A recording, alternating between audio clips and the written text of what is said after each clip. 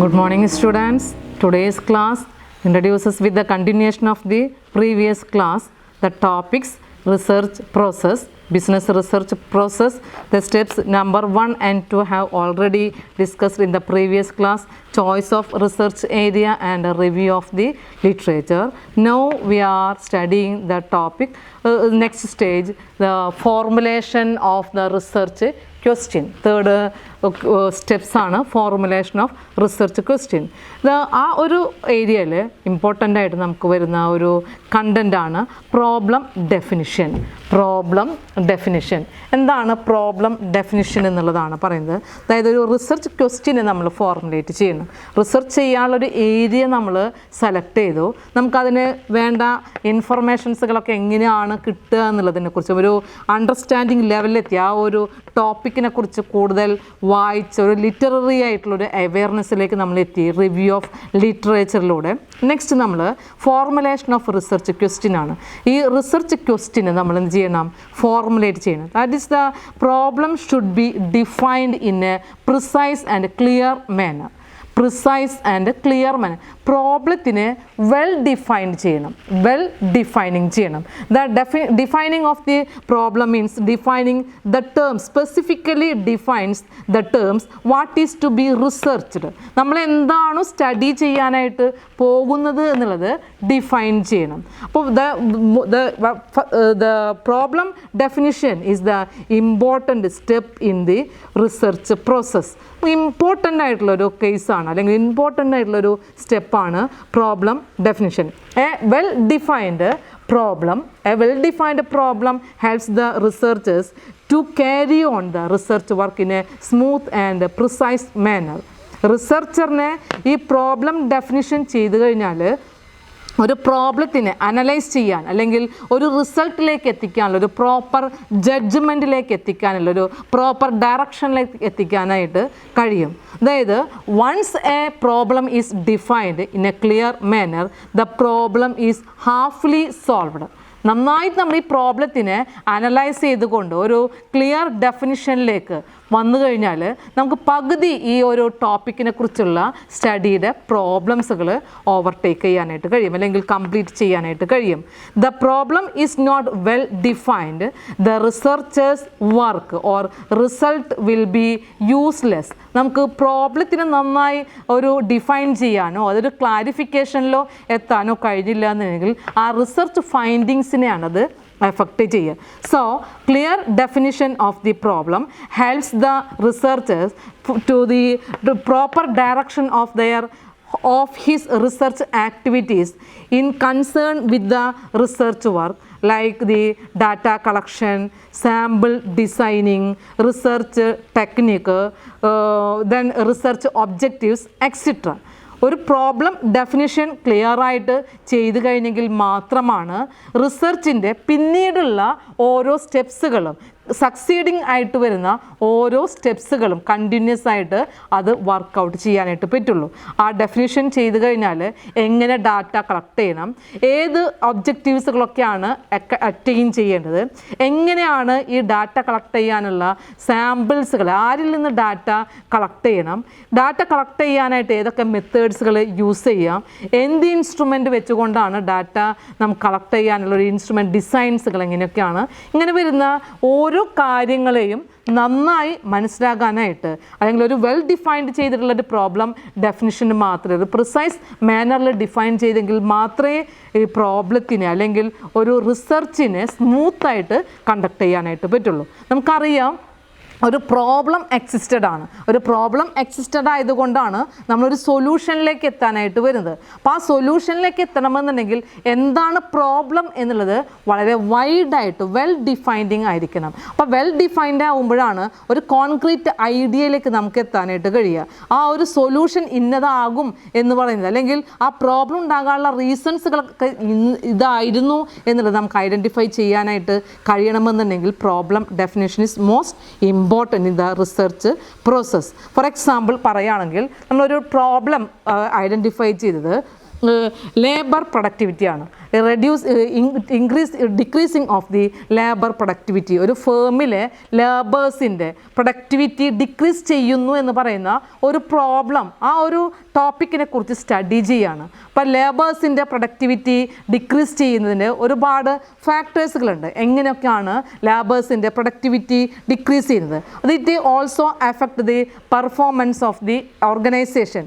Labours എന്ന് പറഞ്ഞു കഴിഞ്ഞാൽ അല്ലെങ്കിൽ എംപ്ലോയീസ് ആണ് ഒരു മോസ്റ്റ് ഇമ്പോർട്ടൻ്റ് ആയിട്ടുള്ള വാല്യബിൾ അസറ്റാണ് ലേബേഴ്സ് അല്ലെങ്കിൽ എംപ്ലോയീസ് എന്ന് പറയുമ്പോൾ. അപ്പോൾ ആ എംപ്ലോയീസിൻ്റെ പ്രൊഡക്ടിവിറ്റി ഡിക്രീസ് ചെയ്യുമ്പോൾ അത് ഫേമിനെ അഫക്റ്റ് ചെയ്യും. അപ്പോൾ നമ്മൾ പഠിക്കാൻ പോകുന്നത് to understand the decreasing of the അല്ലെങ്കിൽ reducing of the labour productivity എന്ന് പറയുന്ന ഒരു ടോപ്പിക്കിനെയാണ് സെലക്ട് ചെയ്യുന്നതെങ്കിൽ ആ പ്രോബ്ലം നമുക്ക് വളരെ വൈഡായിട്ട് ഡിഫൈൻ ചെയ്യാൻ കഴിഞ്ഞെങ്കിലാണ് അതെന്തുകൊണ്ട് റെഡ്യൂസ് ചെയ്യുന്നു, ലേബേഴ്സ് പ്രൊഡക്ടിവിറ്റി റെഡ്യൂസ് ചെയ്യുന്നതിൻ്റെ കാരണം എന്താണെന്നുള്ളതും അതിനെ റെഡ്യൂസ് ചെയ്യാതിരിക്കാനായിട്ടുള്ള അതിനെ എന്തെല്ലാം മെഷേഴ്സുകൾ എടുക്കാമെന്ന് പറയുന്ന സൊല്യൂഷൻസുകളും സജസ്റ്റ് ചെയ്യാനായിട്ട് പറ്റുള്ളൂ. അപ്പോൾ നമുക്ക് ആ കാരണം കണ്ടെത്തുമ്പോൾ കാരണം എന്താണെന്നുള്ളത് വെൽ ഡിഫൈൻഡ് ആയിരിക്കണം.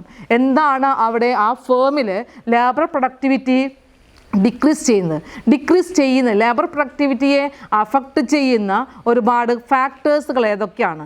ആ ഫാക്ടേഴ്സുകൾ തന്നെയാണോ നമ്മുടെ ഈ ഫേമിൽ ഏത് ഫാക്ടേഴ്സ് കൊണ്ടാണ് ലേബർ പ്രൊഡക്ടിവിറ്റി ഡിക്രീസ് ചെയ്യുന്നത്? അപ്പോൾ ഡിസാറ്റിസ്ഫാക്ഷൻ ആണോ? ഫേമിൻ്റെ ഒരു ഡിസാറ്റിസ്ഫാക്ഷൻ, അതായത് വർക്കിംഗ് കണ്ടീഷനിലുണ്ടാകുന്ന ഡിസാറ്റിസ്ഫാക്ഷൻ ആവാം, മോണിറ്ററി ബേസിലുണ്ടാകുന്ന ഡിസാറ്റിസ്ഫാക്ഷൻ ആവാം, മോട്ടിവേഷൻ ഇല്ലാത്തത് കൊണ്ട് ലാക്ക് ഓഫ് മോട്ടിവേഷൻ ആവാം, ലാക്ക് ഓഫ് ട്രെയിനിങ് ആയിരിക്കാം, ഫേമിന് എൻവയോൺമെൻറ്റൽ കണ്ടീഷൻസുകളായിരിക്കാം, വർക്കേഴ്സ് മാനേജ്മെൻറ്റ് പാർട്ടിസിപ്പേഷൻ ആയിരിക്കാം. ഒരുപാട് റീസൺസുകൾ ഈ പ്രൊഡക്ടിവിറ്റി ഡിക്രീസ് ചെയ്യാനുണ്ട്. അല്ലെങ്കിൽ വെൽ ടെക്നോളജി യൂസ് ചെയ്യാത്തത് കൊണ്ടായിരിക്കാം, അപ്ഡേറ്റഡ് ആയിട്ടുള്ള മെഷീൻസുകളോ അല്ലെങ്കിൽ ടെക്നോളജിയോ യൂസ് ചെയ്യാത്തത് കൊണ്ടായിരിക്കാം. അപ്പോൾ ഏത് കാരണങ്ങൾ കൊണ്ടൊക്കെയാണ് പ്രൊഡക്ടിവിറ്റി ഡിക്രീസ് ചെയ്യുന്നത് എന്നുള്ളത് അനലൈസ് ചെയ്യാനാണ് ഈ ടോപ്പിക് എന്നുണ്ടെങ്കിൽ ആ ടോപ്പിക്കിനെ വെൽ ഡിഫൈൻ ചെയ്യണം, ആ ഒരു പ്രോബ്ലത്തിനെ വെൽ ഡിഫൈൻഡ് ചെയ്യണം. അതുകൊണ്ടാണ് പറഞ്ഞത് once a problem is defined, half of the problem is over. നമ്മൾ കൂടുതൽ ആ കാര്യത്തിനെ കുറിച്ച് അണ്ടർസ്റ്റാൻഡിങ് ആണ്.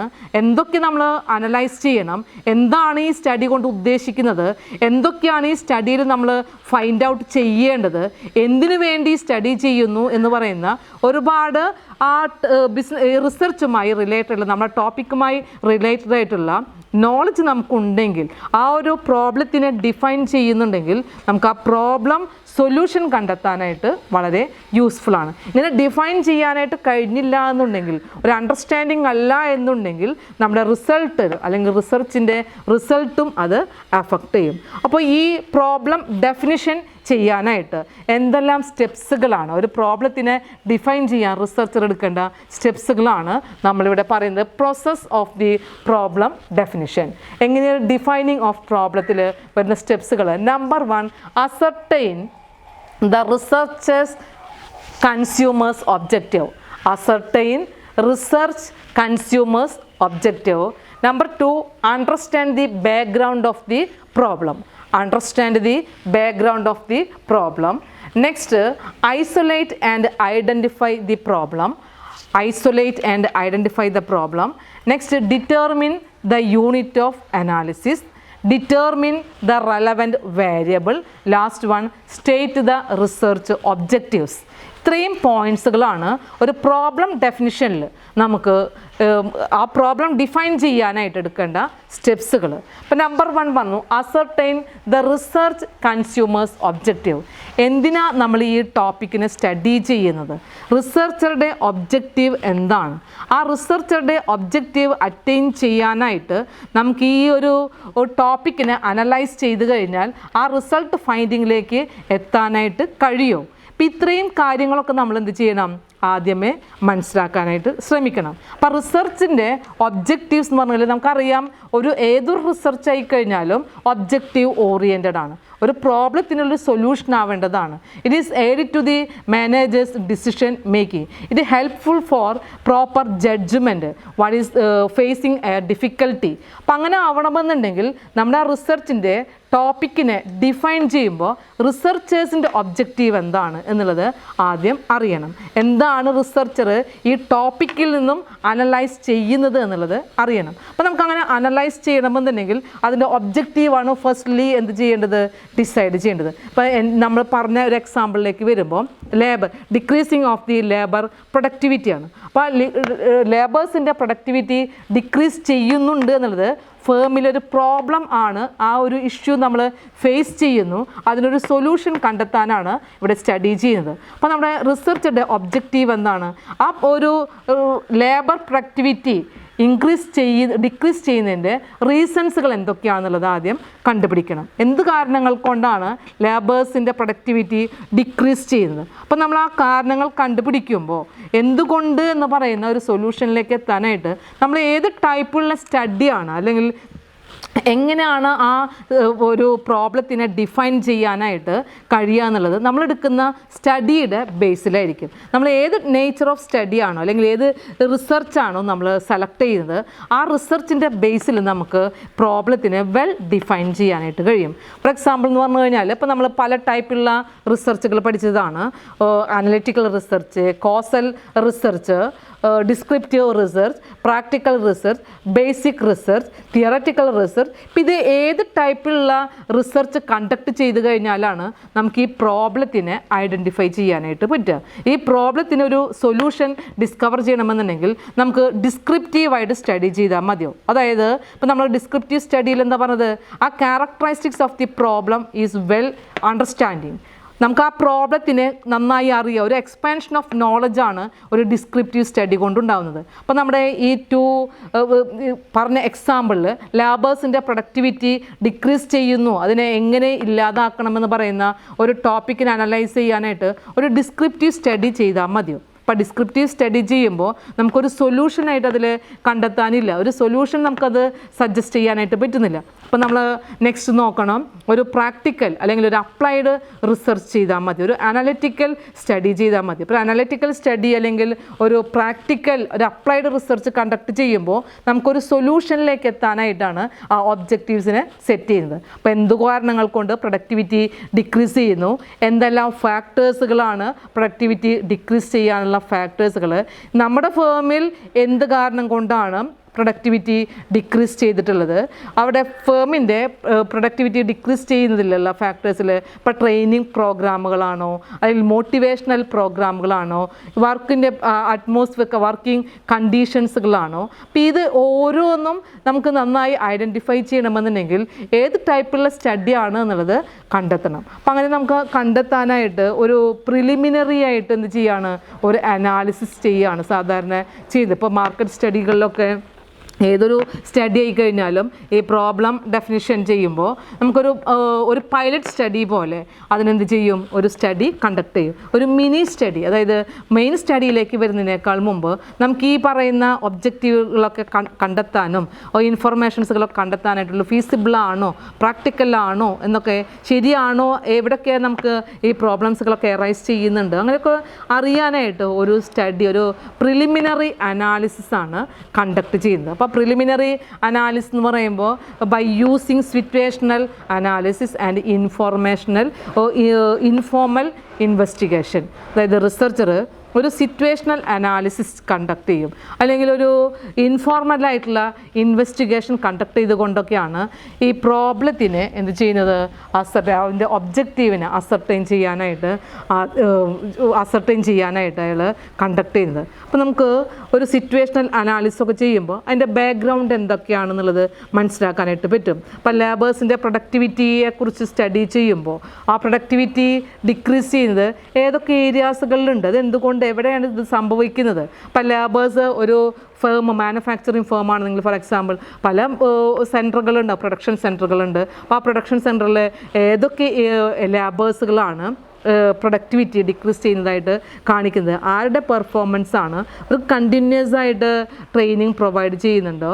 അവിടെ ഒരു ഓപ്പറേഷണൽ എഫിഷ്യൻസി ഇൻക്രീസ് ചെയ്യാനായിട്ട് എന്തൊക്കെ മെഷേഴ്സുകളാണ് എടുക്കുന്നത്? അപ്പോൾ ആ ഒരു സിറ്റുവേഷൻ അത് അനലൈസ് ചെയ്യാനായിട്ട് റിസർച്ചർക്ക് ഒരു പ്രിലിമിനറി അനാലിസിസ് ഒക്കെ ചെയ്യാനായിട്ട് പറ്റും.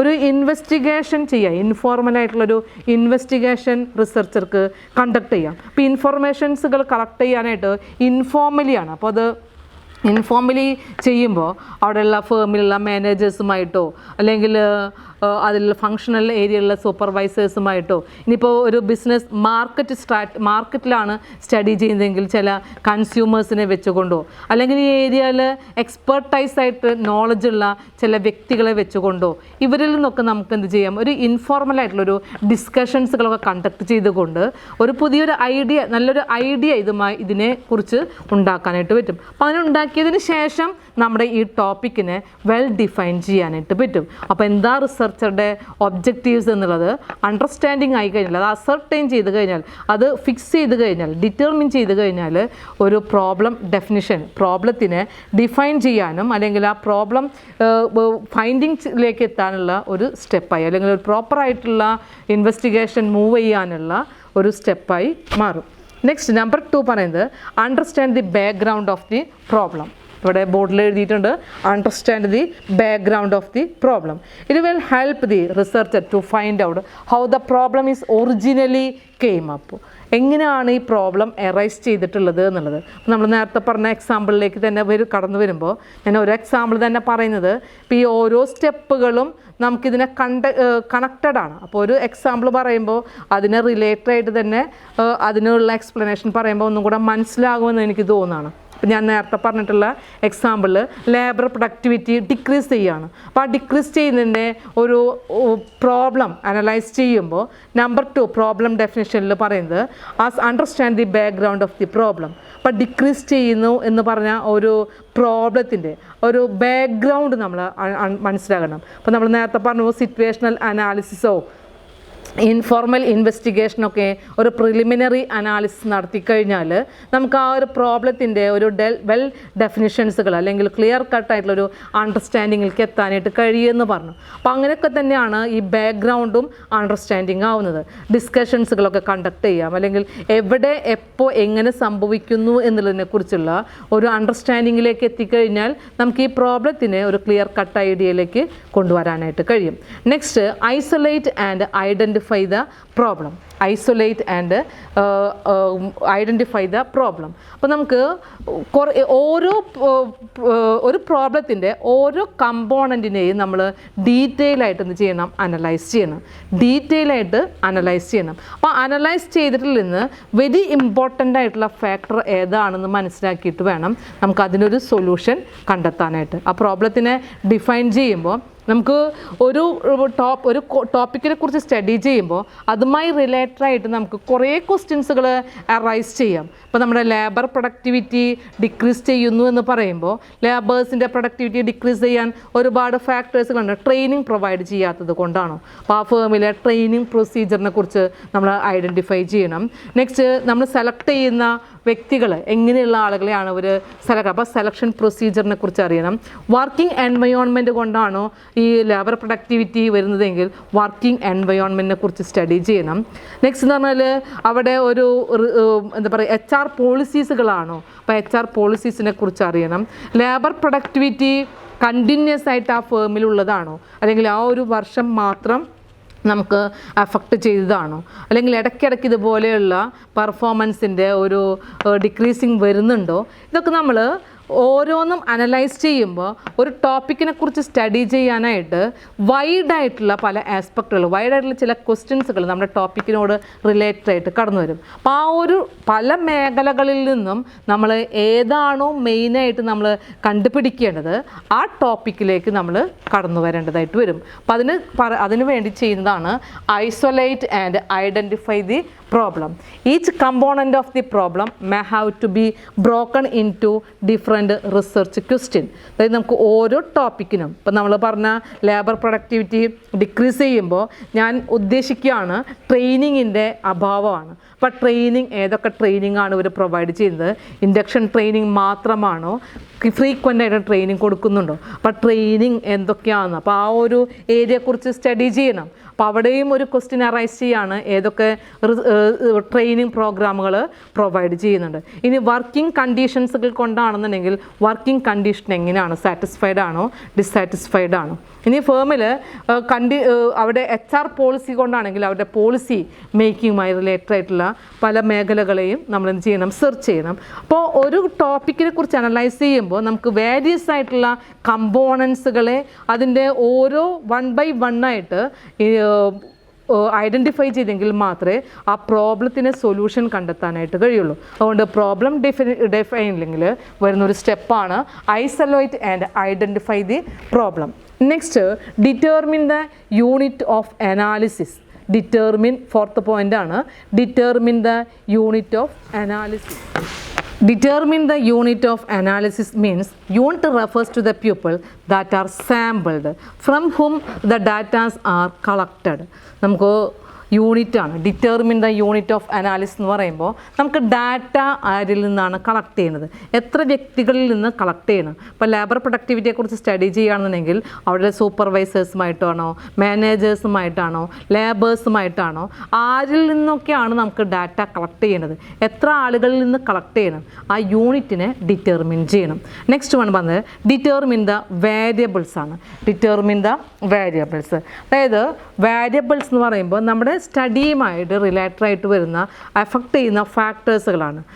ഏതൊക്കെ ഫാക്ടേഴ്സുകളെ കുറിച്ച് നമുക്ക് സ്റ്റഡി ചെയ്യുമ്പോഴാണ് ഈ ടോപ്പിക്കിനെ കുറിച്ച് അനലൈസ് ചെയ്യാനായിട്ട് പറ്റുക. ഇപ്പോൾ ഒരു ലേബർ പ്രൊഡക്ടിവിറ്റി ആണെന്നുണ്ടെങ്കിൽ ലേബേഴ്സിൻ്റെ പ്രൊഡക്ടിവിറ്റി ഇൻക്രീസ് ചെയ്യാൻ എന്തൊക്കെ മെഷേഴ്സുകളാണ്, എന്തൊക്കെ ഫാക്ടേഴ്സുകളുണ്ട്, ഡിക്രീസ് ചെയ്യാനുള്ള ഫാക്ടേഴ്സുകൾ എന്തൊക്കെയാണെന്നുള്ളത് നമുക്കറിയാം. അപ്പോൾ ആ ഒരു മോട്ടിവേഷണൽ ഫാക്ടേഴ്സുകളാണോ, ട്രെയിനിങ് പ്രോഗ്രാമുകളാണോ, വർക്കിംഗ് കണ്ടീഷൻസുകളാണോ, ഏതാണെന്നുള്ളത് അനലൈസ് ചെയ്യുമ്പോൾ അതുമായി റിലേറ്റഡ് ആയിട്ടുള്ള അതിൻ്റെ ക്യാരക്ടറിസ്റ്റിക്സുകൾ, അതിൻ്റെ ഏതൊക്കെ ഫാക്ടറുകളാണ് എന്നുള്ളത് നമ്മൾ ഡിറ്റർമിൻ ചെയ്യണം. അതായത് വളരെ വൈഡായിട്ട് പഠിച്ച് അതിൻ്റെ ഒരു ആൻസറിലേക്ക് എത്തുന്നതാണോ, ഒരു കോൺക്രീറ്റ് ആയിട്ടുള്ള ഒരു ടോപ്പിക്കിനെ കുറിച്ച് ഒരു മൈന്യൂട്ടായിട്ടുള്ളൊരു പോയിന്റിലേക്ക് മാത്രം കോൺസെൻട്രേറ്റ് ചെയ്തുകൊണ്ട് പഠിക്കണോ, ഇതിനൊക്കെ വേണ്ടി നമ്മൾ വേരിയബിൾസിനെ ഡിറ്റർമിൻ ചെയ്യണം. Last point, state the research objective. അപ്പം നമ്മൾ പല ഫാക്ടേഴ്സുകളെയും അനലൈസ് ചെയ്തുകൊണ്ട് നമ്മൾ മനസ്സിലാക്കുകയാണ് നമുക്ക് ഒരു റിസർച്ച് ഒബ്ജക്റ്റീവിലേക്ക് എത്താനായിട്ട്. അതായത് research is a problem oriented, research haves to take the decision, research is need based, every research starts with a problem. അപ്പോൾ ഒരു പ്രോബ്ലത്തിനുള്ള എന്താണോ നമ്മൾ കണ്ടുപിടിക്കുന്നത് അതിൻ്റെ ഒബ്ജക്റ്റീവ്സിലേക്ക് നമ്മൾ ആദ്യം സ്റ്റേറ്റ് ചെയ്യണം. എന്തൊക്കെ ഒബ്ജക്റ്റീവ്, ഇപ്പോൾ നമ്മൾ പറഞ്ഞ എക്സാമ്പിളിലൂടെ കടന്നു പോവുകയാണെങ്കിൽ ഇപ്പോൾ ലേബർ പ്രൊഡക്ടിവിറ്റി ഡിക്രീസ് ചെയ്യുന്നു, അതിനെ അനലൈസ് ചെയ്യുമ്പോൾ നമ്മൾ ഈ സ്റ്റഡിയിൽ നിന്നും എന്തോ ഉദ്ദേശിക്കുന്നത്, how to reduce, how to make the measures for reduction of the labour productivity. അതായത് ലേബർ പ്രൊഡക്ടിവിറ്റി ഡിക്രീസ് ചെയ്യുന്നു, അതിനെ നമുക്ക് ഇമ്പ്രൂവ് ചെയ്യാനായിട്ട് എന്തൊക്കെ മെഷേഴ്സുകൾ എടുക്കാനായിട്ട് പറ്റും, എന്തൊക്കെ ഫാക്ടേഴ്സുകളാണ് എന്നുള്ളത് നമ്മൾ ഈ ഫേമിൽ നിന്ന് അനലൈസ് ചെയ്യുന്നുണ്ട്. ഈ ഫേമിൽ ലേബർ പ്രൊഡക്ടിവിറ്റി ഡിക്രീസ് ചെയ്യാനുള്ള ഫാക്ടേഴ്സുകൾ എന്തൊക്കെ റീസൺസ് കൊണ്ടാണ് എന്നുള്ളത്. അപ്പോൾ അതിന് വേണ്ടിയുള്ള റെമഡിയലായിട്ടുള്ള മെഷേഴ്സുകളും നമ്മുടെ സ്റ്റഡി കൊണ്ട് ഉദ്ദേശിക്കുന്നുണ്ട്. അപ്പോൾ എന്തൊക്കെയാണ് ഇതിനെക്കുറിച്ച് സ്റ്റഡി ചെയ്യുന്നത് എന്നുള്ളതും ആ സ്റ്റഡിയിലേക്ക് നമുക്കുള്ള ഒബ്ജക്റ്റീവ്സുകളെയും സ്റ്റേറ്റ് ചെയ്യുന്നതാണ് ലാസ്റ്റ് സ്റ്റെപ്പ് പറയുന്നത്. അപ്പോൾ ഇത്രയും ചെയ്ത് കഴിഞ്ഞാൽ നമ്മുടെ പ്രോബ്ലത്തിനൊരു ഡെഫിനിഷനായി മാറി. അപ്പോൾ problem definition means the defining specifically the terms what is to be researched. Once a problem is defined, it gives the help, it helps the researchers to find out a solution in a better way or in a smoothly, in an easier way. Once a problem is well defined, the problem of is halfly over. അപ്പോൾ ഇത്രയും പോയിൻറ്റ്സുകൾ നമുക്ക് ഈ problem ഡെഫിനിഷനിൽ പഠിക്കാനുണ്ട്. അപ്പോൾ അത് കഴിഞ്ഞാൽ next നമ്മൾ വീണ്ടും ബിസിനസ് റിസർച്ചിൻ്റെ പ്രോസസ്സിലേക്ക് പോവുകയാണ്. തേർഡ് പോയിൻ്റാണ് ഫോർമുലേഷൻ ഓഫ് റിസർച്ച് ക്വസ്റ്റ്യനിലാണ് നമ്മൾ ഇത്രയും പോയിൻറ്റ്സുകൾ പറഞ്ഞത്. പ്രോബ്ലം ഡെഫിനിഷൻ എന്താണെന്നുള്ളതും പ്രോബ്ലം ഡെഫിനിഷൻ ചെയ്യാനായിട്ട് എന്തൊക്കെയാണ് നമ്മൾ സ്റ്റേജസുകൾ, ഏതൊക്കെ സ്റ്റെപ്സുകളിലൂടെ പോയി കഴിഞ്ഞാൽ ഒരു വെൽ ഡിഫൈൻഡ് പ്രോബ്ലം സൊല്യൂഷനാക്കി മാറ്റാം. ഒരു വെൽ ഡിഫൈൻഡ് പ്രോബ്ലം സൊല്യൂഷൻ നമ്മുടെ ടോപ്പിക്കിന് നന്നായി അനലൈസ് ചെയ്യാനും വളരെ ക്ലിയർ ആയിട്ടുള്ള ഒരു ഫൈൻഡിങ്സിലേക്ക് എത്തിക്കാനായിട്ടും കഴിയും എന്നുള്ളത് നമുക്ക് ഈ ഒരു ടോപ്പിക്കിൽ മനസ്സിലായി. നെക്സ്റ്റ് പോയിൻ്റ് പ്രോസസ്സിലേക്ക് വരുമ്പോൾ, fourth point formulation of the hypothesis. Formulation of the hypothesis. Fourth point, formulation of hypothesis. We know that the hypothesis നമുക്കറിയാവുന്നൊരു ടേമാണല്ലോ ഹൈപ്പോത്തിസിസ്. ക്യൂട്ടിയിലൊക്കെ നന്നായി പഠിച്ചു കാണും ഹൈപ്പോത്തിസിസ് എന്താണ്. അതുപോലെ തന്നെ null hypothesis, alternative hypothesis, testing of the hypothesis. ആ ടേം തന്നെയാണ് ഇവിടെയും ഹൈപ്പോത്തിസിസ് എന്ന് പറയുന്നത്. Hypothesis is a specific statement of the prediction. Specific statement of the prediction is known as hypothesis. So it describes the concrete terms of what the researcher expect to happen in the study. അതായത് നമുക്ക് ഒരു ടോപ്പിക്കിൽ study ചെയ്ത് കഴിഞ്ഞാൽ നമ്മൾ എന്തൊക്കെയായിരിക്കാം അതിൽ നിന്ന് കണ്ടെത്തുന്നത്, എന്തൊക്കെയായിരിക്കും ഒരു പ്രോബ്ലം എറൈസ് ചെയ്യാനുള്ള കാരണങ്ങൾ എന്നുള്ളതൊക്കെ നമ്മൾ മുന്നേ എന്ത് ചെയ്യാണ്, പ്രഡിക്റ്റ് ചെയ്യാണ്. Every research begins with a problem. The purpose of research is to find out a solution. For this purpose, the researcher states or proposes some tentative assumption or explanation or solution to the topic of problem or difficulty. അതായത് നമ്മുടെ ഒരു ടോപ്പിക്കിനെ analyse ചെയ്യണമെന്നുണ്ടെങ്കിൽ ഒരു problem നമുക്ക് വരുമ്പോൾ മാത്രമാണ് നമ്മൾ എന്ത് ചെയ്യുന്നത്, റിസർച്ച് ചെയ്യുന്നത്. അപ്പോൾ ആ റിസർച്ചിൻ്റെ ഒബ്ജക്റ്റീവ് തന്നെ എന്താണ്, ഒരു സൊല്യൂഷൻ കണ്ടെത്തുക എന്നുള്ളതാണ്. അപ്പോൾ റിസർച്ചർ ടെൻറ്റേറ്റീവായിട്ടുള്ള ചില അസംഷൻസുകൾ നടത്തുകയാണ്, അതിൽ അസ്യൂം ചെയ്യുകയാണ്, അല്ലെങ്കിൽ ഒരു എക്സ്പ്ലനേഷൻ ഈ ഒരു ടോപ്പിക്കിനെ കുറിച്ച് അയാൾ എക്സ്പ്ലെയിൻ ചെയ്യുകയാണ്, അല്ലെങ്കിൽ ഒരു ഗസ്സിങ് ചെയ്യുകയാണ്, പ്രപ്പോസ് ചെയ്യുകയാണ്. ഇങ്ങനെയൊക്കെയാണ് സൊല്യൂഷൻസുകൾ വേണ്ടത് എന്നുള്ളത്. ഇങ്ങനെയൊക്കെ നമ്മൾ കണ്ടുപിടിക്കുകയാണെങ്കിൽ ഇതൊക്കെ നമുക്ക് സൊല്യൂഷൻസുകളാവാം എന്ന് പറയുന്ന ഒരു ഐഡിയയിലേക്ക് എത്തുകയാണ്. This tentative solution or guessing അല്ലെങ്കിൽ proposing of a statement or explanation or assumption, it is known as hypothesis. ഒരു സ്റ്റഡിയിൽ ആ ഒരു സ്റ്റഡി കണ്ടക്ട് ചെയ്യുന്നതിനേക്കാൾ മുമ്പ് നമ്മളൊരു പ്രോബ്ലത്തിനെ ഡിഫൈൻ ചെയ്ത് കഴിഞ്ഞാൽ ആ സൊല്യൂഷൻ അല്ലെങ്കിൽ ആ ഒരു പ്രോബ്ലത്തിനെ വെൽ ആയിട്ട് സ്റ്റഡി ചെയ്യുമ്പോൾ ഇങ്ങനെയൊക്കെയാണ് അതിനെക്കുറിച്ച് വരാൻ സാധ്യത ഉള്ളത് എന്നുള്ളതും ഇങ്ങനെയൊക്കെ ഫൈൻഡിങ്സിലേക്ക് എത്താമെന്നുള്ളതും ഇതാണ് അതിൻ്റെ റിസൾട്ടിലേക്ക് എത്താനുള്ള വഴികൾ എന്നുള്ളതും ടെൻറ്റേറ്റീവായിട്ട് അസ്യൂം ചെയ്യുക. അതിനൊരു ക്ലിയർ ആയിട്ടുള്ളൊരു എസ്റ്റിമേഷൻ റിസർച്ചർ മുമ്പേ കൊടുക്കുകയാണ്. അതൊരു അസ്യൂം ചെയ്യാണ്, ഒരു പ്രഡിക്ഷനാണ്, ഒരു എസ്റ്റിമേഷനാണ്. A hypothesis may not be clear or sure or problem to the study. നമുക്ക് ഈ ഹൈപ്പോത്തിസിസ് ഇങ്ങനെ ഡെവലപ്പ് ചെയ്ത് കഴിഞ്ഞാൽ ആ ഒരു സൊല്യൂഷൻ, ആ ഒരു എക്സ്പ്ലനേഷൻ നമ്മുടെ ടോപ്പിക്കിൽ അല്ലെങ്കിൽ ഒരു പ്രോബ്ലത്തിന് സോൾവ് ചെയ്യാൻ പറ്റുന്നതും ആവണമെന്നൊന്നുമില്ല. അത് ഷുവറൊന്നല്ല, നമ്മൾ പക്ഷെ ടെൻറ്റേറ്റീവായിട്ട് അസ്യൂം ചെയ്യുന്നതാണ്, റിസർച്ചർ അസ്യൂം ചെയ്യുന്നതാണ്. അപ്പോൾ പല ഇതിലൂടെയും നമുക്കങ്ങനെ എന്ത് ചെയ്യാം, അസ്യൂം ചെയ്യാം. നമ്മൾ നേരത്തെ പറഞ്ഞൊരു എക്സാമ്പിളിലൂടെ തന്നെ വീണ്ടും കടന്നു വരുമ്പോൾ ലേബർ പ്രൊഡക്ടിവിറ്റി ഡിക്രീസ് ചെയ്യുന്നു. അപ്പോൾ ഡിക്രീസ് ചെയ്യുന്നതിൻ്റെ കാരണങ്ങൾ നമുക്ക് ഒരുപാട് ഫാക്ടേഴ്സ് ഉണ്ടെന്നറിയാം. നമ്മൾ സ്റ്റഡി ചെയ്യുന്നതിൽ റിസർച്ചർ എടുക്കുന്നത് ട്രെയിനിങ് പ്രോഗ്രാംസുകളാണ്. ഇനെഫിഷ്യൻസി അല്ലെങ്കിൽ lack of training programme is the one of the reason for labour productivity, decreasing of the labour productivity. Assume ചെയ്യാണ് ട്രെയിനിങ് പ്രോഗ്രാം പ്രൊവൈഡ് ചെയ്യാത്തത് കൊണ്ടാണ് ഇവിടെ ലേബർ പ്രൊഡക്ടിവിറ്റി ഡിക്രീസ് ചെയ്യുന്നത്. അല്ലെങ്കിൽ ഇയാൾക്ക് അസ്യൂം ചെയ്യാം ഫേമിൽ വർക്കിംഗ് കണ്ടീഷൻസുകൾ വളരെ മോശമാണ്, അല്ലെങ്കിൽ അപ്ഡേറ്റഡ് ആയിട്ടുള്ള ടെക്നോളജി ഒന്നും അല്ല ഫേമിൽ യൂസ് ചെയ്തുകൊണ്ടിരിക്കുന്നത്. അപ്പോൾ സ്കിൽഡ് ആയിട്ടുള്ള ഒരു ലാബേഴ്സ് എന്ന് പറഞ്ഞു കഴിഞ്ഞാൽ, ടാലൻറ്റഡ് ആയിട്ടുള്ള ഒരു ലാബേഴ്സ് ഒരു ഫേമിനെ സംബന്ധിച്ച് ആ വർക്ക് ഫോഴ്സ് വളരെ ഇമ്പോർട്ടൻ്റ് ആണ്, വാല്യബിൾ ആയിട്ടുള്ളൊരു അസറ്റാണ്. അപ്പോൾ അവർക്ക് ട്രെയിനിങ് പ്രൊവൈഡ് ചെയ്തെങ്കിൽ അല്ലെങ്കിൽ നല്ലൊരു സാറ്റിസ്ഫാക്ഷൻ ഉണ്ടെങ്കിൽ മാത്രമാണ് എന്ത് ചെയ്യാൻ പറ്റുള്ളൂ, നന്നായി നല്ലൊരു പ്രൊഡക്ടിവിറ്റി, നല്ലൊരു പെർഫോമൻസ് കാഴ്ചവെക്കുള്ളൂ. അപ്പോൾ റിസർച്ചർ ഈ ഒരു പോയിന്റ് ഓഫ് വ്യൂവിൽ നിന്നുകൊണ്ട് അസ്യൂം ചെയ്യാണ്, ഇങ്ങനെയുള്ള അസംഷൻസുകൾ കൊണ്ട് എന്ത് ചെയ്യാം, അല്ലെങ്കിൽ ഇങ്ങനെയൊരു എക്സ്പ്ലനേഷൻ കൊടുത്തുകൊണ്ട് ഇതൊക്കെയാണ് ഈ ഒരു ലേബർ പ്രൊഡക്ടിവിറ്റി ഡിക്രീസ് ചെയ്യാനുള്ള ഫാക്ടേഴ്സ് അല്ലെങ്കിൽ റീസൺസ് എന്നുള്ളത് അസ്യൂം ചെയ്യുമ്പോൾ അതാണ് അവിടുത്തെ ഹൈപ്പോത്തിസിസ് എന്ന് പറയുന്നത്. നമ്മുടെ ഓരോ സ്റ്റഡി കണ്ടക്ട് ചെയ്യുമ്പോഴും ഇങ്ങനെ റിസർച്ചർക്ക് അതിൻ്റെ റിസർച്ചിൻ്റെ ഏത് ടൈപ്പിലുള്ള റിസർച്ചാണോ എന്ന് മനസ്സിലാക്കിക്കൊണ്ട് എന്ത് ചെയ്യാം, ഹൈപ്പോത്തിസുകളെ ഡെവലപ്പ് ചെയ്യാം. അപ്പോൾ ഹൈപ്പോത്തിസുകൾ നമ്മൾ ഡെവലപ്പ് ചെയ്ത് കഴിഞ്ഞാലും ആ ഹൈപ്പോത്തിസുകളൊന്നും റിയൽ സൊല്യൂഷൻ ആവണമെന്നില്ല എന്ന് ഞാൻ പറഞ്ഞു. അപ്പോൾ ആ റിയൽ സൊല്യൂഷൻ അല്ലാത്തത് കൊണ്ട് നമുക്ക് ഓരോ ഹൈപ്പോത്തിസുകളെയും എന്ത് ചെയ്യണം, അത് വാലിഡ് ആയിട്ടുള്ളതാണോ, വാലിഡ് സൊല്യൂഷനാണോ, വാലിഡ് എക്സ്പ്ലനേഷനാണോ, പറഞ്ഞ കാര്യം എസ്റ്റിമേറ്റ് ചെയ്ത കാര്യം കറക്റ്റാണോ, ആ പ്രഡിക്ഷൻ ശരിയായിരുന്നോ നമുക്കറിയണമെങ്കിൽ അതിനെന്ത് ചെയ്യണം, ടെസ്റ്റിംഗ് ചെയ്യണം, അതിന് വെരിഫൈ ചെയ്യണം. അപ്പോൾ ആ ടെസ്റ്റിംഗ് എന്ന് പറയുന്ന ഒരു പ്രൊസീജിയറിലേക്ക് നമ്മൾ ടെസ്റ്റിംഗ് ഓഫ് അതിനെന്ത് പറയുക, empirical testing of the hypothesis എന്ന് പറയുന്നത്, empirical testing of the hypothesis. അപ്പോൾ നമുക്ക് ഈ ഹൈപ്പോത്തിസിനെ നമ്മൾ ഡെവലപ്പ് ചെയ്യുമ്പോൾ എങ്ങനെയാണ് ഈ ഹൈപ്പോത്തിസുകൾ ഡെവലപ്പ് ചെയ്യുക, എവിടുന്ന് അയാൾക്ക് ഈ റിസർച്ചർക്ക് ഹൈപ്പോത്തിസ് എന്ന് പറയുന്ന ഐഡിയ, ഒരു ടെൻറ്റേറ്റീവ് ആയിട്ടുള്ള എസംഷൻസുകൾ കിട്ടുക. നമുക്ക് അവൈലബിൾ ആയിട്ടുള്ള ഡാറ്റയിൽ നിന്ന് നമുക്ക് ഒരു ഇൻഫർമേഷൻസുകൾ കളക്ട് ചെയ്ത് കഴിഞ്ഞാൽ അവൈലബിൾ ഡാറ്റയിൽ നിന്ന് ഒരു എസംഷനിലേക്ക് എത്താനായിട്ട് പറ്റും.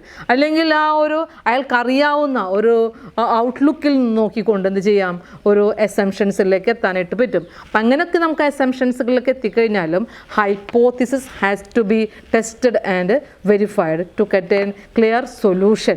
നമുക്കത് അസ്യൂം ചെയ്തുകൊണ്ട് അതന്നെയാണ് ഫൈൻഡിങ്സ് എന്ന് പറയാനായിട്ട് പറ്റില്ല. അല്ലെങ്കിൽ ലേബർ, ഈ പറഞ്ഞ എക്സാമ്പിളിൽ ലേബർ പ്രൊഡക്ടിവിറ്റി ഡിക്രീസ് ചെയ്യുന്നതിൻ്റെ റീസൺ ലാക്ക് ഓഫ് ട്രെയിനിങ് ആണ് എന്ന് എനിക്ക് ഉറപ്പിച്ച് പറയണമെന്നുണ്ടെങ്കിൽ, ആ ഒരു ഫൈൻഡിങ്സിലേക്ക് എത്തണമെന്നുണ്ടെങ്കിൽ ആ ട്രെയിനിങ് പ്രോഗ്രാമുകൾ ഏതാണെന്നുള്ളതും എങ്ങനെയൊക്കെയുള്ള ട്രെയിനിങ് പ്രൊവൈഡ് ചെയ്യുന്നു എന്നുള്ളതും ട്രെയിനിങ് പ്രൊവൈഡ് ചെയ്യുന്നത് കൊണ്ട് എത്രമാത്രം പ്രൊഡക്ടിവിറ്റി ഇൻക്രീസ് ചെയ്യും എന്നുള്ളതും ടെസ്റ്റിംഗ് ചെയ്തെങ്കിൽ മാത്രമേ, അല്ലെങ്കിൽ അനലൈസ് ചെയ്തെങ്കിൽ മാത്രമേ, അതിൻ്റെ ഡാറ്റകളെ എക്സാമിനേഷൻ ചെയ്തെങ്കിൽ മാത്രമേ കഴിയുള്ളൂ. അപ്പോൾ അതിനുവേണ്ടി ഈ ഹൈപ്പോത്തിസുകളെ ടെസ്റ്റിംഗ് ചെയ്യണം. ഇതാണ് നമ്മൾ ഫോർത്ത് സ്റ്റെപ്പിൽ ഡെവലപ്പിംഗ് ഓഫ് ഹൈപ്പോത്തിസിൽ പറയുന്നത്. നെക്സ്റ്റ് ഫിഫ്ത്ത് പോയിൻ്റാണ് developing research design. Developing research design.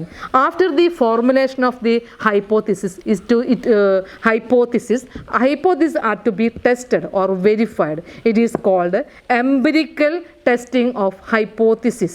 Empirical testing of the hypothesis. For this, a research design has to be implemented or to be prepared or to be drawn by the researcher. അപ്പോൾ നമുക്കിങ്ങനെ testing ചെയ്യണമെന്നുണ്ടെങ്കിൽ ഒരു research design ഉണ്ടാക്കിയിരിക്കണം. ഒരു research design means a plan of the study, plan of the action, blueprint of our research work, or structure of the research work, or strategy of the study designed to obtain an answer to research question. That is the research design.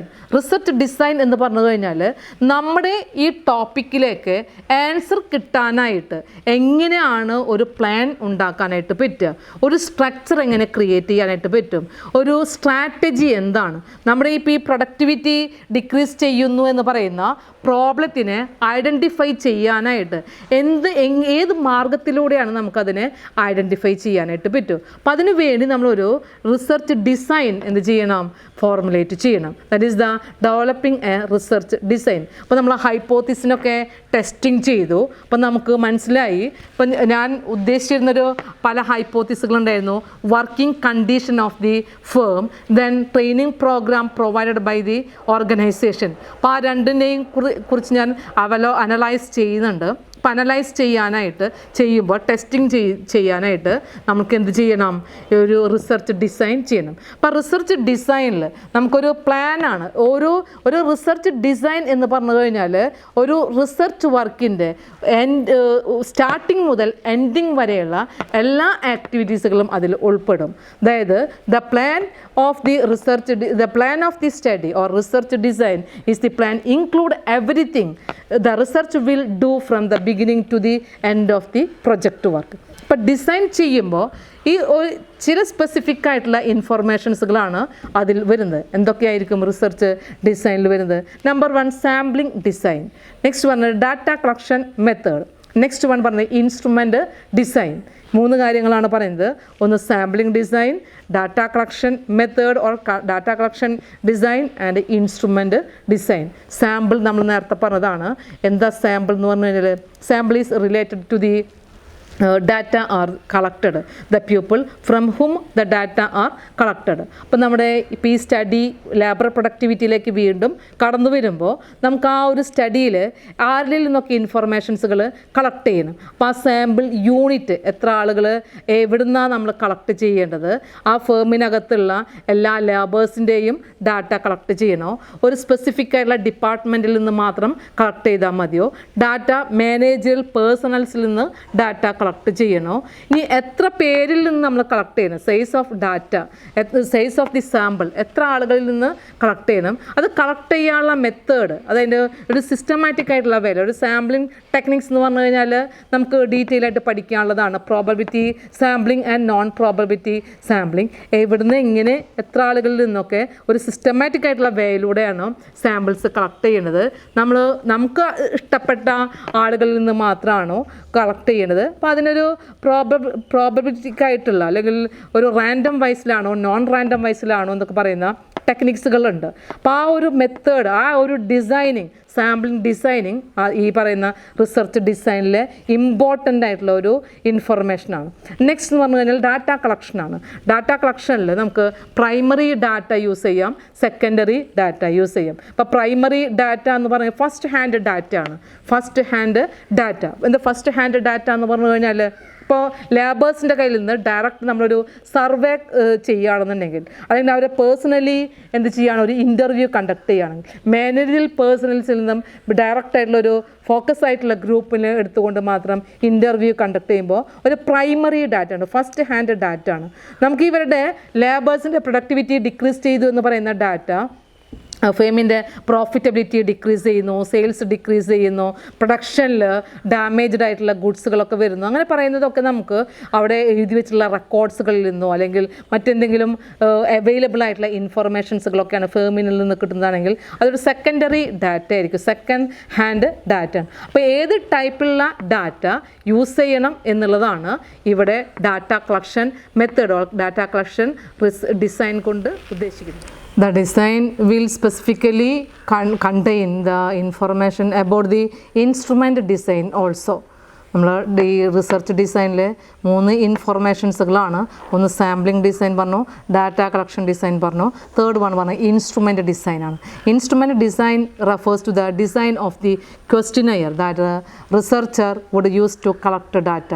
ഇപ്പോൾ നമ്മളൊരു survey conduct ചെയ്യാണ്. ഇപ്പോൾ ലാബേഴ്സിനെ കുറിച്ച് productivity നമുക്ക് study ചെയ്യാനായിട്ട് ലാബേഴ്സിൻ്റെ കയ്യിൽ നിന്നും നമ്മളൊരു സർവേ നടത്തിക്കൊണ്ടാണ് ഡാറ്റ കളക്ട് ചെയ്യുന്നത്. അപ്പോൾ സർവേ നടത്തുമ്പോൾ നമുക്ക് അവരോട് നേരിട്ട് ക്വസ്റ്റ്യൻസ് അല്ല ചോദിക്കുന്നത്, ഒരു ക്വസ്റ്റിനെയർ പ്രൊവൈഡ് ചെയ്യാണ്. അപ്പോൾ ആ ക്വസ്റ്റിനെയർ പ്രൊവൈഡ് ചെയ്യുമ്പോൾ ആ ക്വസ്റ്റിനെയറുകൾ എങ്ങനെയാണ് പ്രിപ്പയർ ചെയ്യുന്നത്, അതിൽ വരുന്ന കണ്ടൻറ്റുകൾ ഒരു ഇമ്പോർട്ടൻ്റ് ആയിട്ടുള്ളൊരു ഡോക്യുമെൻ്റാണ് ഒരു റിസർച്ച് സ്റ്റഡിയിൽ ഇൻസ്ട്രുമെൻ്റ് ഡിസൈൻ എന്ന് പറയുന്നത്. അപ്പോൾ ആ ഇൻസ്ട്രുമെൻ്റ് ഇപ്പോൾ എത്ര ക്വസ്റ്റ്യൻസുകൾ ഉണ്ടായിരിക്കണം, ഇപ്പോൾ ലേബർ പ്രൊഡക്ടിവിറ്റിയെക്കുറിച്ച് നമുക്ക് സ്റ്റഡി ചെയ്യാനായിട്ട് നമുക്ക് എന്തിനെക്കുറിച്ചൊക്കെ ക്വസ്റ്റ്യൻ ചോദിച്ചു കഴിഞ്ഞാലാണ് ആ പ്രൊഡക്ടിവിറ്റി ഡിക്രീസ് ചെയ്തതിൻ്റെ കാരണങ്ങൾ മനസ്സിലാകാനായിട്ട് പറ്റുക. അപ്പോൾ അതുമായി റിലേറ്റഡ് ആ വേരിയബിളുമായി ആ ഫാക്ടേഴ്സിനെ അനലൈസ് ചെയ്യുന്ന രീതിയിലായിരിക്കണം റിസർച്ച് ക്വസ്റ്റ്യൻസുകൾ തയ്യാറാക്കുന്നത്. That is the instrument design. Next point പറയുന്നത് collection of data. Collection of data is already explained in the previous topic. Means the research design include the consisting of information about the instrument data collection design.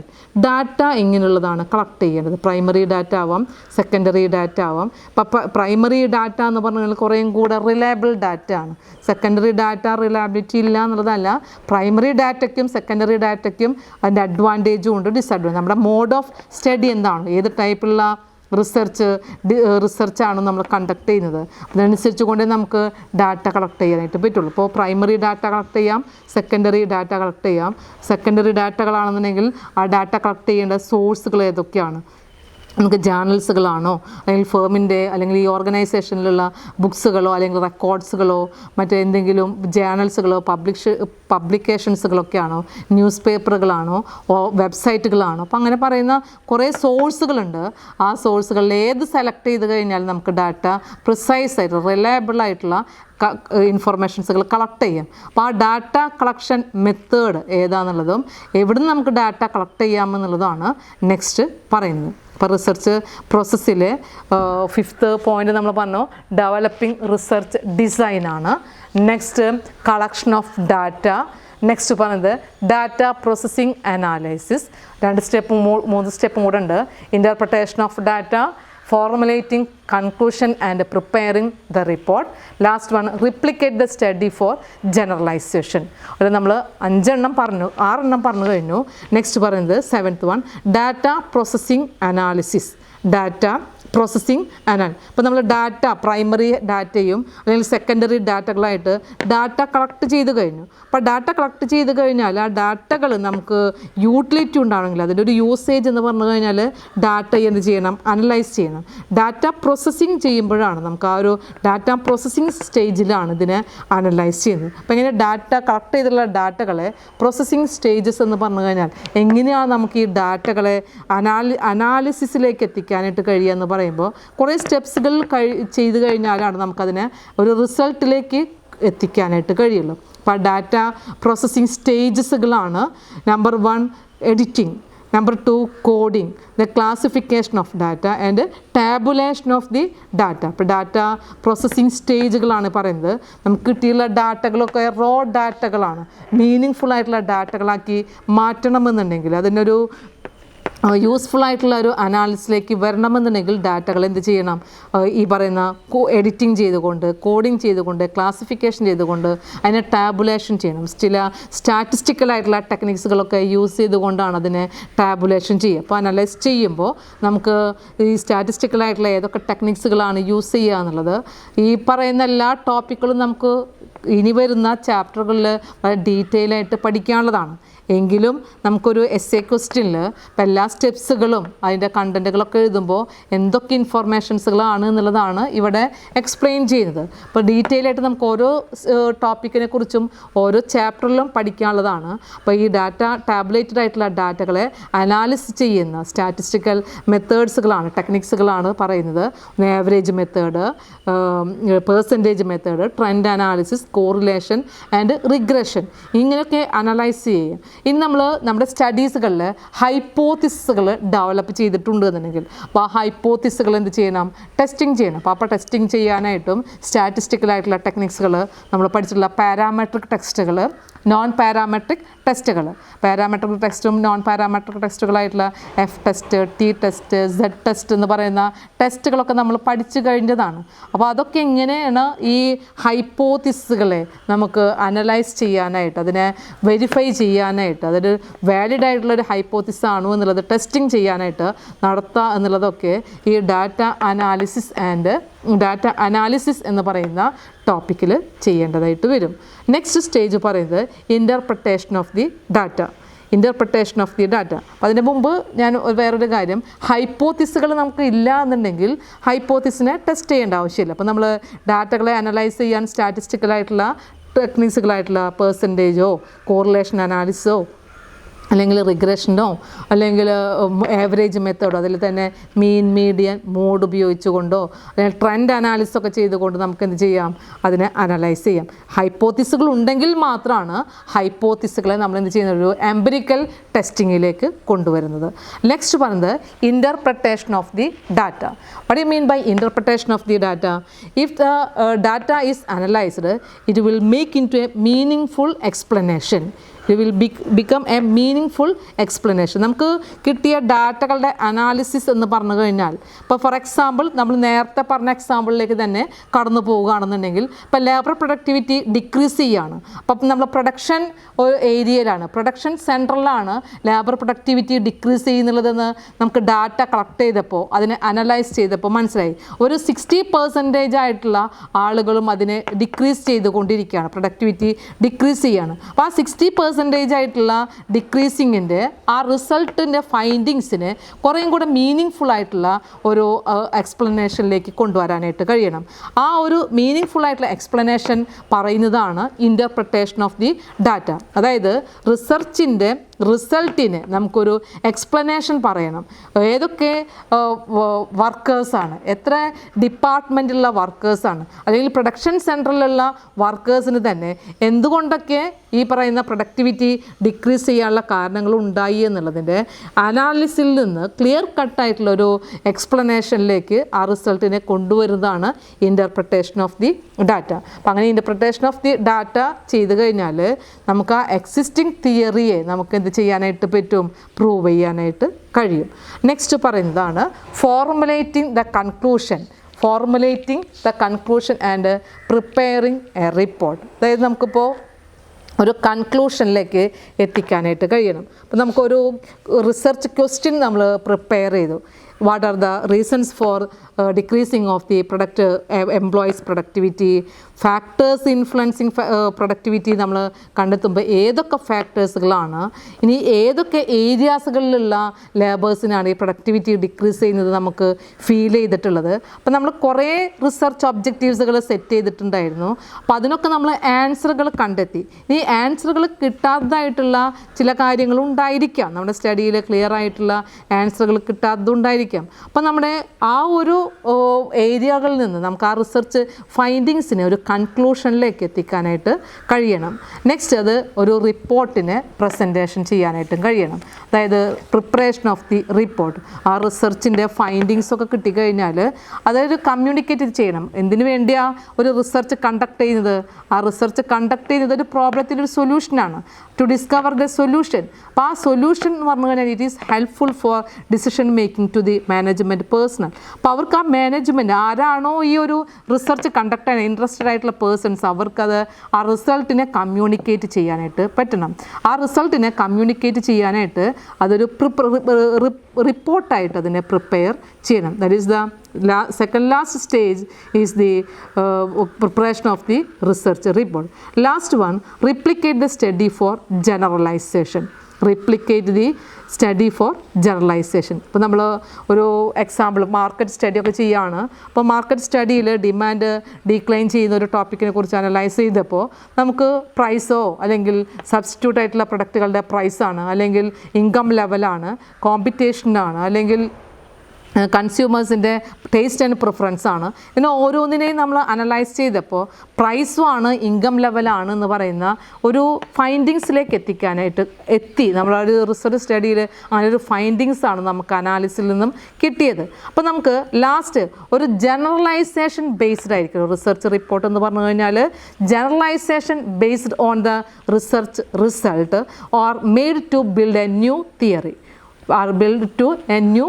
നമുക്കൊരു പുതിയൊരു concept, പുതിയൊരു ഐഡിയയിലേക്ക്, പുതിയൊരു ഡിസ്കവറിയിലേക്ക് എത്തിക്കാനായിട്ട് നമ്മുടെ സ്റ്റഡിയെ കഴിയണം.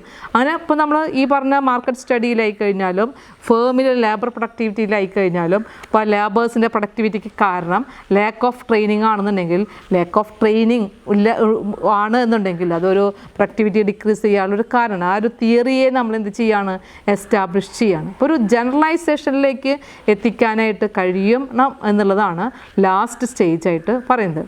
അപ്പോൾ ഇത്രയും ടോപ്പിക്സുകൾ നമ്മൾ റിസർച്ച്